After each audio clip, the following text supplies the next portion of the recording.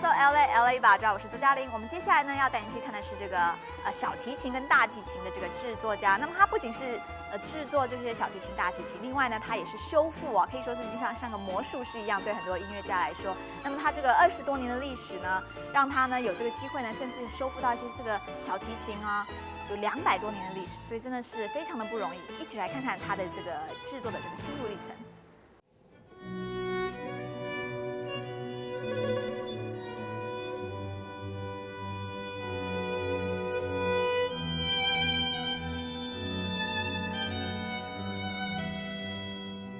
I make violins, violas and cellos.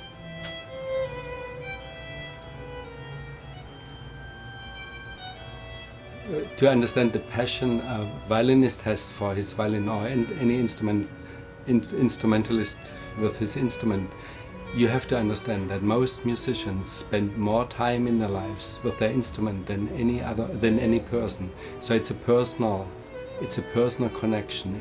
It has to be an individual they can relate to. This is also why it's very important for me, for the instruments I make, that they have an individual look. Each one should look different. None should look like the next one, so that these people really feel it's a companion of theirs and it's an individual. It's not, you can't just exchange it for something else.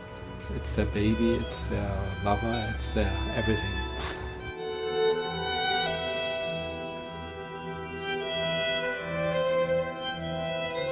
Passion for violins was developed by me playing the violin at some stage, in early stage of my life. I never really played it well enough to actually become a violinist. I still have a lot of passion for it. I'm still enthusiastic about it. I still like to do it. I guess I'm very lucky. I do my hobby and I get paid for it. So that's really what a lot of people would like to do.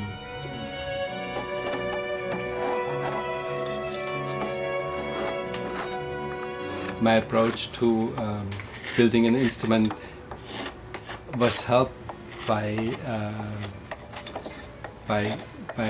teaching at schools. I went to a school. I studied how to do it. But later on I got much more involved in making copies of instruments, so I changed my approach to how I make instruments considerably. And today there are not that many people who make an instrument this way, which is, for me, is the most important thing in making an instrument, is that you keep an individuality, that your instrument is different from instruments other people make, because you have your own handwriting on it.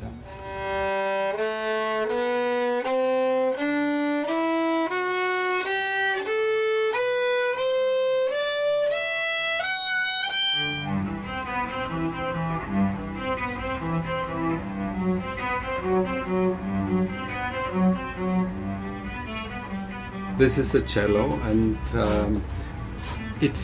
the original came into my shop about 2 years ago, and it was very pure, not very little damage, and I just felt compelled to make a copy of it. And it's quite unusual, it's quite small. It probably won't be that easy to sell it, but I just had to make a copy of it. And obviously I looked for wood which was similar, and the back is poplar, which is unusual. Normally it's maple.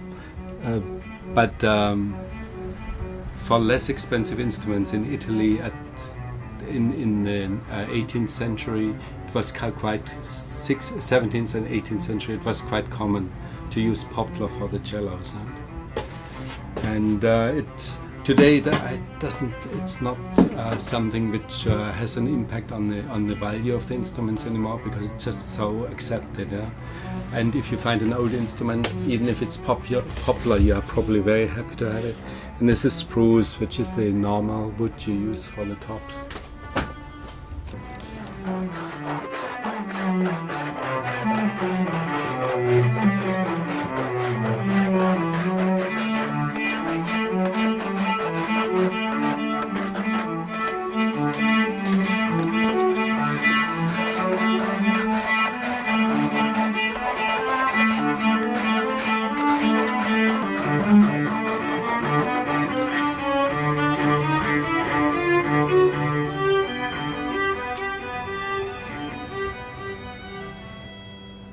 basically, without restoration, most of these instruments probably wouldn't exist anymore. They only exist because there were always people who wanted to take care of them. I love to do restoration work because I love old instruments, and I'm not thrilled if somebody brings me a broken violin because it's broken. I'm thrilled to actually have a challenge to try to make it work again. And the most thrilling thing is if you get a box full of pieces, and afterwards you have an instrument which works again and looks nearly perfect. For me, every violin has a personality. Every violin is exciting, even if I don't know where it comes from or who played it. I will just look at it as a violin, and depending on who made it, it will have an importance for me, or it will, depending on how it looks or how much I like it, it will have an impact on me. Yeah?